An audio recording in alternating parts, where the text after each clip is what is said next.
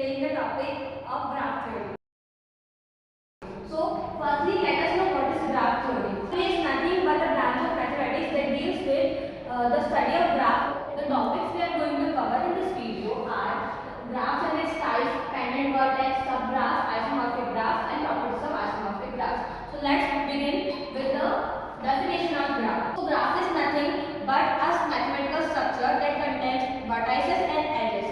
Vertices are the objects are drawn as dots called vertices. So, if we see in this diagram, here it is a diagram of the graph in which the dots are the vertices, lines which are joining these dots are called edges. Now, how do we represent a graph? A graph is represented as, for example, if this is a graph, then it is represented as G equals to B, comma E, where B is vertices and E are the edges of this graph.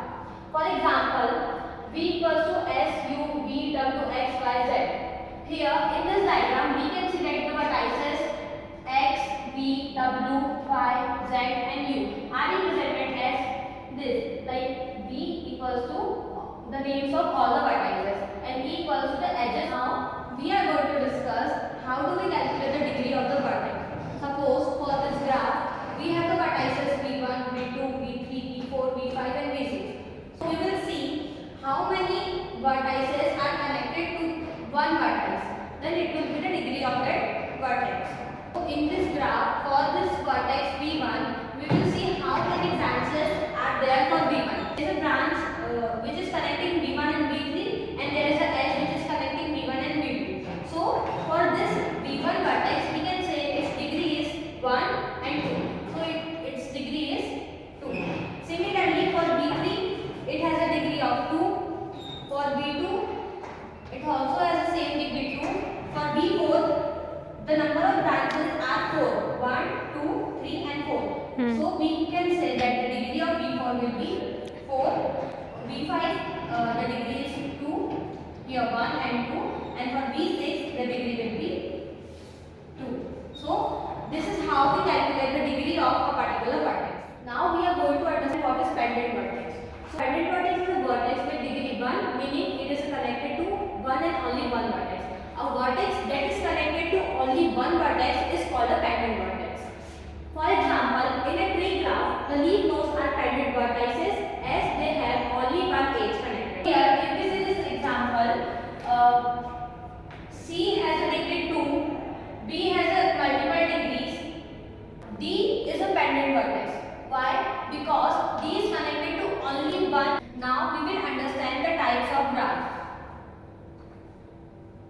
Graphs can be categorized into various types such as null, simple, connected, disconnected, finite, infinite, directed, complete, etc. For example, a simple graph is a graph that contains no loop and no multiple edges between the same pair of vertices. Let us understand the characteristics and examples of each type of graph. The very first type of a graph is a null graph.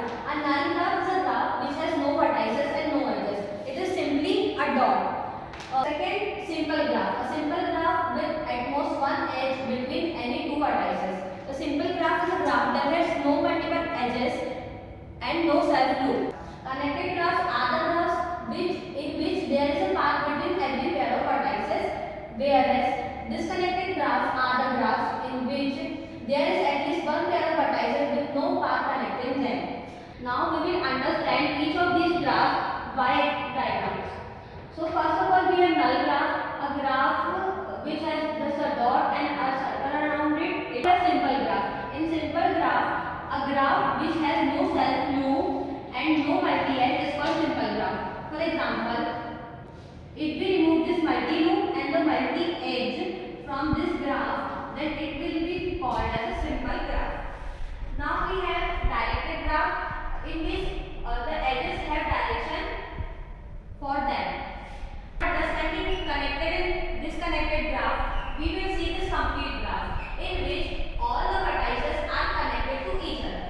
It is called a connected graph. If we remove this edge, then there is a disconnection between these two vertices, then it is called as a disconnected graph. We have complete graph, a graph where each pair of distinct vertices is connected by a unique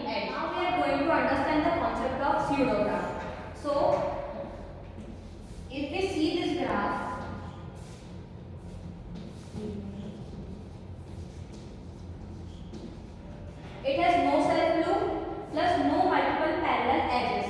It is a simple graph. But if we add a self loop in the graph and if it contains multiple parallel edges here like E1, E2, E3 and E4 are the multiple edges, then the graph is called a pseudograph. Now we will understand the concept of subgraph. So what is the definition of subgraph? A subgraph is a graph derived from a given graph by deleting some of its edges and or vertices. If we delete some edges or vertices from a given graph, then it will be the subgraph of that original graph. For example, if we see this figure, here in this figure, there is a graph which has 4 vertices. If we remove this vertex, if we delete the vertex from here, it will be seen as this. And if we redraw the graph by after removing this vertex, then it will be a subgraph of this original graph. So this was all about the concept of subgraph and its example. Now we will understand the concept of isomorphism of graph.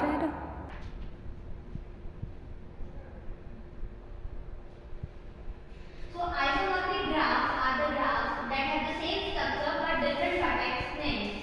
Two graphs are isomorphic if one can be derived from the other by renaming the vertices. For example, consider two graphs with different labels on their vertices but the same pattern of the connections. So we'll understand through this example. Two graphs are called isomorphic graphs if they have same number of vertices, the number of edges are same and equal number of vertices with a given degree. These two graphs, we have vertex A, B, C, D and E, and here we have vertex B1, B2, B3, B4 and B5. Now we will check whether these graphs are isomorphic or not. Firstly, we will see the number of vertices for each of these graphs. So 1, 2, 3, 4, 5. So graph 1 has 5 vertices and the second graph also has 5 vertices. So the first condition for isomorphism of a graph is satisfied. Now we will check the second condition for the isomorphism of a graph, which says that both of these graphs must have the same number of edges. So for graph 1 we have 6 edges and for graph 2 we also have 6 edges. So the second condition is also satisfied here. Now we move to another condition which says that an equal number of vertices with a given degree. For the third property, let's take an example of this vertex B which has a degree 2. It is connected to 2 of the vertices, so it has a degree 2.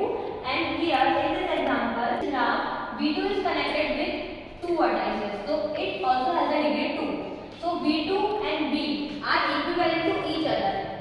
And similarly for other vertices also, we have the same degree for each vertices. So we can say that these two graphs are isomorphic graphs. Now we will discuss the properties of isomorphic graph. So the properties of isomorphic graph includes that the isomorphic graph have the same structure but may vary in labeling of vertices and edges. So two graphs can be isomorphic if they have same edges and vertices. This means that the two graphs are essentially the same, only differing in how they are named or labeled. Only the names of the vertices are different but they have same properties.